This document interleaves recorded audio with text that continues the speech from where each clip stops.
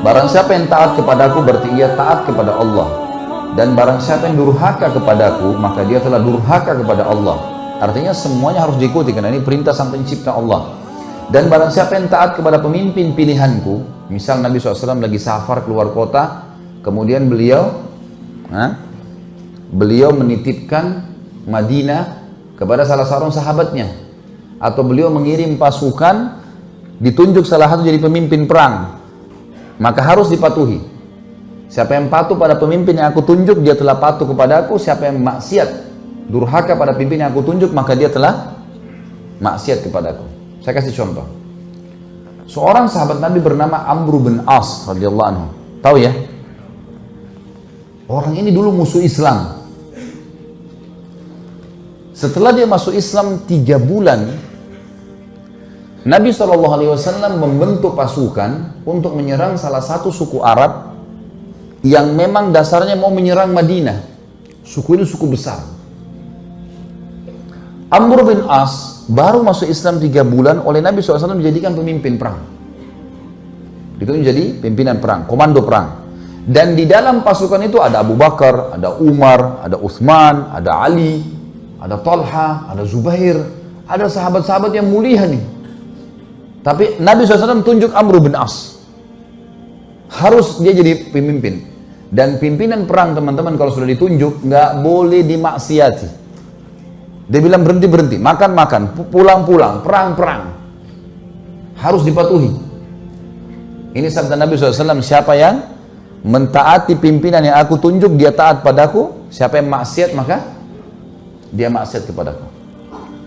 Teman-teman sekalian, waktu itu pasukan dikirim, tempatnya jauh, musim dingin.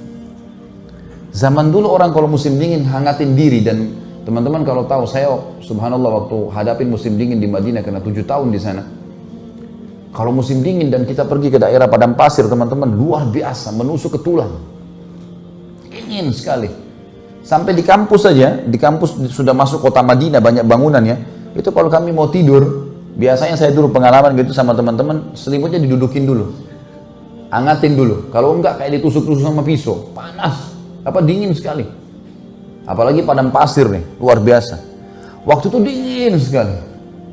Apa instruksinya Amr bin As? Jangan ada yang nyalakan api. Nggak boleh ada yang nyalakan api. Umar bin Khattab tahu, ini Amr bin As ini, kalau bahasa kita anak kerucu nih. Baru masuk Islam 3 bulan mau ngatur-ngatur gimana nih? Dan dulu musuh Islam ini. Amr bin As ini perlu antum tahu ya, radhiyallahu anhu, beliau yang diutus oleh Quraisy ke negeri Habasyah untuk menjemput Ja'far bin Abi Thalib dengan teman-temannya kembali ke Mekah baru untuk disiksa. Tapi dia masuk Islam di tangannya Najasyi. Kaget dia, kok Najasyi raja itu bisa masuk Islam? Akhirnya dia belajar, dia masuk Islam gara-gara itu. Kata Umar, hai Amr, dingin. Kau larang bakar api, gimana ceritanya nih? Kata dia, instruksi kok nggak boleh bakar api. Coba bayangin, Umar bin Khattab ini 1 kali di box Amr ini bisa mati. Orangnya tinggi besar. Emosi Umar, tapi ditinggal. Ke Abu Bakar, ya Abu Bakar, Amr ini nggak, apa ini anak baru kemarin masuk Islam, sudah gini instruksinya gitu. Abu Bakar bijak. Hai Umar, Rasulullah SAW tidak menunjuk dia, sementara ada kau dan ada yang lain-lain kecuali memang dia yang paling pantas. Ikuti dia, berarti mengikuti Rasulullah SAW. Diam, sabar. Umar sabar. Besok pagi, menjelang subuh, pimpinan perang teman-teman, itu dia yang harus jadi imam. Gak boleh orang lain. Ada Abu Bakar, ada Umar, ada Uthman, ada Ali, ini penghafal Quran semua ini. Ulama besar, nggak boleh, harus Amr jadi imam. Memang sudah begitu, hukum syar'inya begitu. Subhanallah, Amr bin As mimpi junub. Ini kisahnya begitu. Amr bin As mimpi junub. Waktu dia keluar, minta dia bawakan air oleh beberapa pasukannya, gitu kan? Umar tanya, kenapa Amr?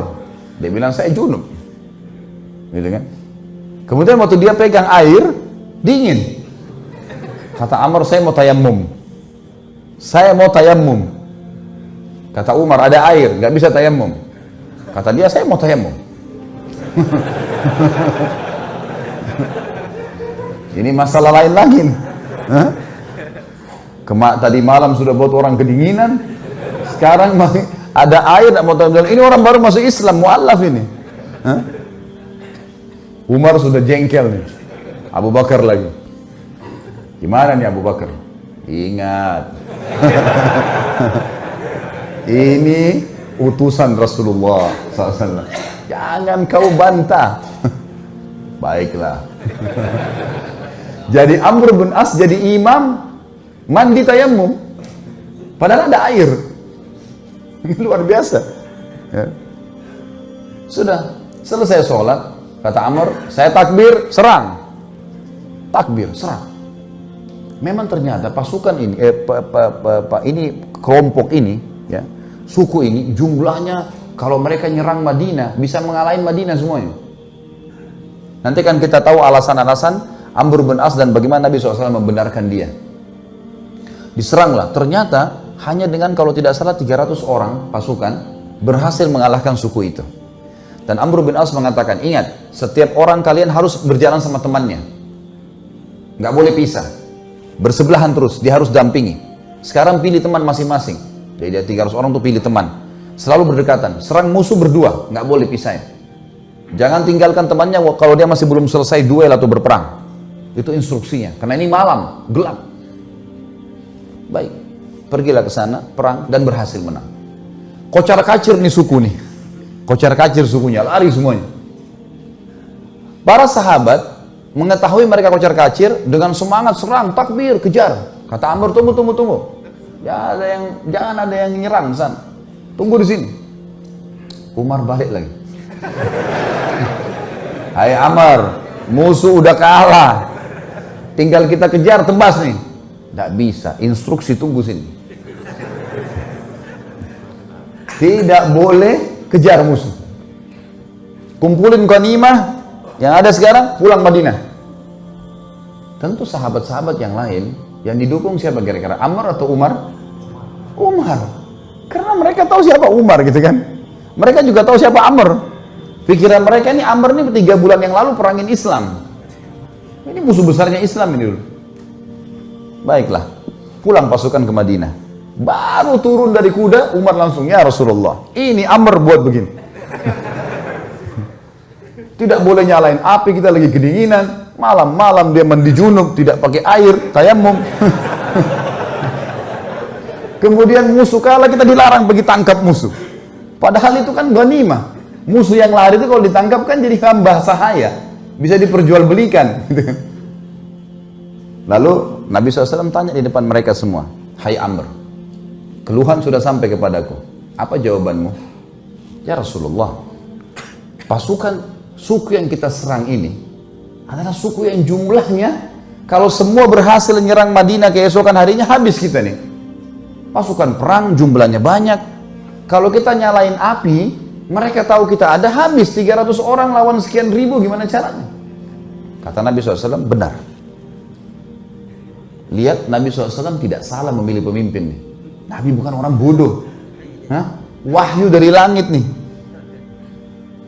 Yang kedua, kenapa kau mandi junub dengan tayammum? Ya Rasulullah, airnya seperti es.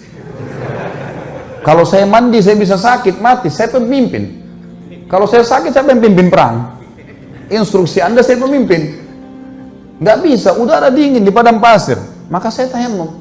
Kata Nabi SAW, kau benar.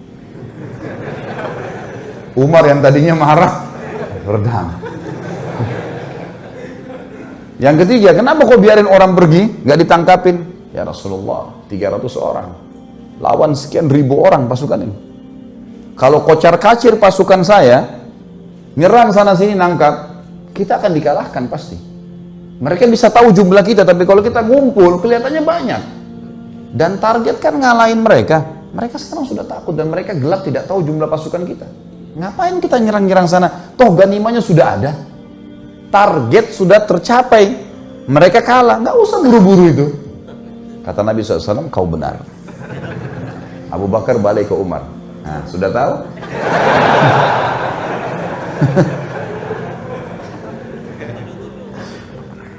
Jadi teman-teman sekalian, jangan sampai terlintas di benak antum kalau Nabi SAW ada yang beliau tidak tahu. Ini Nabi SAW ini yang kita tidak tahu beliau sudah tahu. Bukan cuma di sini, di surga sudah diperlihatkan.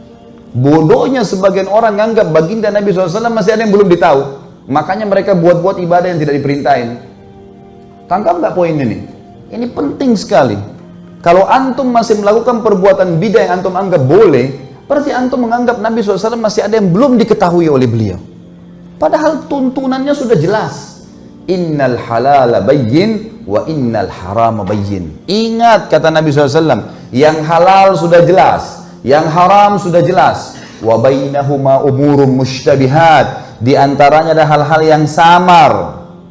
Siapa yang menyelamatkan dirinya dari hal yang samar-samar, faqad istabra li dini wa dunyah.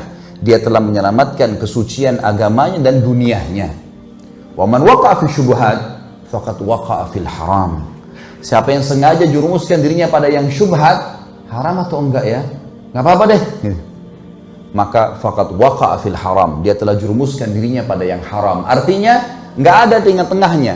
Halal atau haram? Syubhat berarti haram. Jelas agama Allah.